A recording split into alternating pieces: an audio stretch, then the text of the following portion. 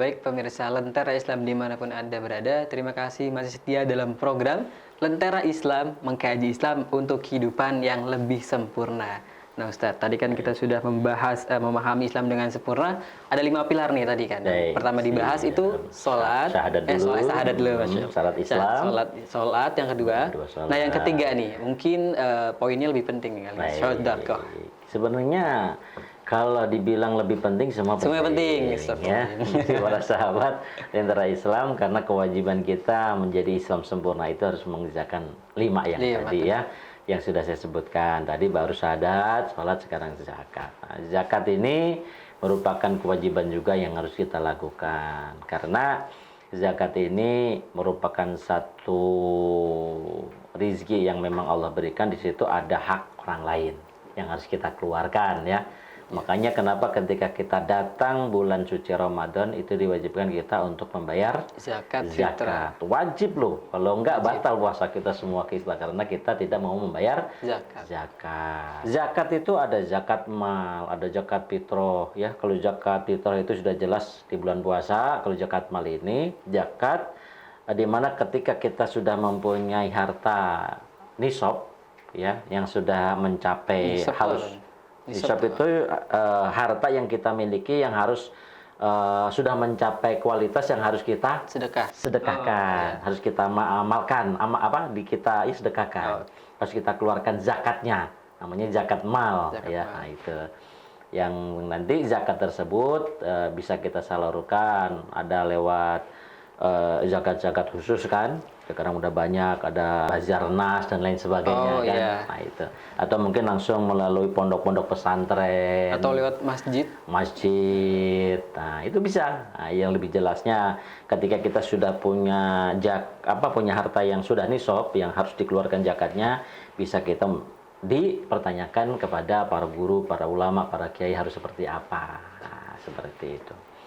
Terus ada lagi yang harus kita keluarkan, tidak hanya zakat, sedekah. Apalagi as-shadaqatu tatfa'ul bala, sedekah itu merupakan tolak bala ya. Nah, bahkan nanti di yaumil qiyamah saat kita dikumpulkan di mahsyar, jutaan, ribuan, miliaran manusia itu dikumpulkan di mahsyar dengan warna yang sama, baju yang sama, tinggi yang sama, umur yang sama, itu akan nampak dari mereka cara mensedekahkan hartanya. Itu saat matahari ada sejengkal di kepala kita, itu mereka yang gemar bersedekah, yang mengeluarkan hartanya untuk kebaikan dunia demi akhirat, itu akan menaungi sedekah tersebut. Nah, ini betapa pentingnya sedekah ya. Jadi ketika orang yang pelit, yang tidak mau bersedekah, berat mengeluarkan hartanya untuk kebaikan, apalagi untuk umat dia tidak mau, nah, itu nanti akan kepanasan.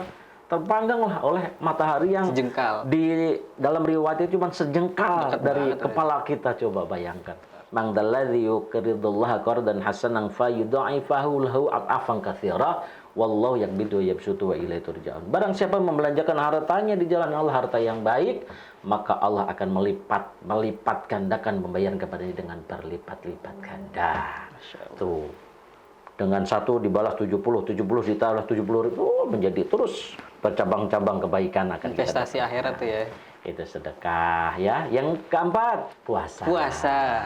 Ya ayyuhalladzina amanu kutiba alaikumus syiyamu kama kutiba alal ladzina min qablikum la'allakum tattaqun. Sesungguhnya puasa itu wajib bagi muslimin muslimat ya, diperintahkan oleh Allah, wajib hukumnya untuk melaksanakan ibadah puasa. Insya Allah tentang puasa semua tahu, karena memang setiap tahun kita selenggarakan puasa. Dari niat, dari amalan-amalan yang harus kita lakukan, termasuk menjaga mulut dan lain sebagainya. Ibadah-ibadah bahkan dilipat gandakan pembayaran, dilipat gandakan, bahkan sholat sunat aja seakan-akan pahalanya seperti ibadah wajib. Paham insya Allah tentang puasa. Dan yang terakhir adalah haji. Nah, ini gimana nih kalau misalkan buat orang yang nggak mampu kan, mungkin sebagian orang pengen haji tapi mereka kendala, ada beberapa hal yang nggak mampu untuk menyempurnakan agamanya, gimana?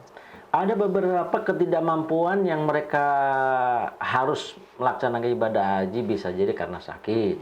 Yang kedua karena memang tidak mampu. Yang ketiga karena usia sudah terlalu tua. Nah, itu insya Allah akan Allah ganti dengan cara, contoh, memberangkatkan orang pun pahalanya sama.